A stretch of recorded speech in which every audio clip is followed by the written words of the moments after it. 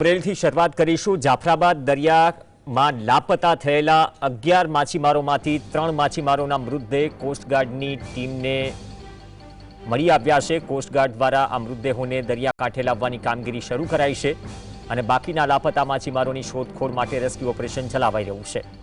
જાફરાબાદના 7 માછીમારો અને ગીર સોમનાથના 4 એટલે કે કુલ 11 માછીમારો લાપતા છે।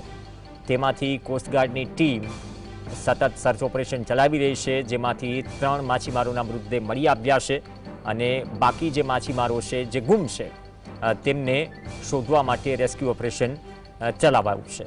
તો સતત રેડ એલર્ટના કારણે 3 નંબરનું સિગ્નલ બંદર પર લાગ્યું છે અને માછીમારોને સૂચના કે દરિયો ન ખેડે। સહયોગી કલ્પેશ ખેર આપણી સાથે જોડાશે।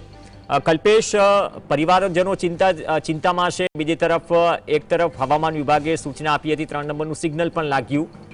હજુ રેસ્ક્યુ ઓપરેશનમાં શું તકલીફ પડી રહી છે અથવા તો કોઈ ભાડ મળવાની શક્યતા ખરા?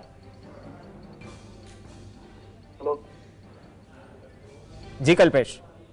હા, ચોક્કસથી જણાવ્યું કે જે જાફરાબાદ દરિયાની અંદર 33 નોટિકલ માઇલ દૂર 3 છે તે માછીમારોના મૃતદેહ મળી આવ્યા છે। ખાસ કરીને જે જાફરાબાદના 7 માછીમારો અને ગીર સોમનાથના 4 ટોટલ 11 માછીમારો લાપતા હતા, ત્યારે આજે કોસ્ટગાર્ડને ટોટલ 3 માછીમારોની ડેડ બોડી મળી આવી હોવાના સમાચારો મળી રહ્યા છે। ત્યારે ક્યાંક ને ક્યાંક માછીમારો માટે જે દુઃખના સમાચાર કહી શકાય। જી, આભાર કલ્પેશ સમગ્ર અપડેટ બદલ।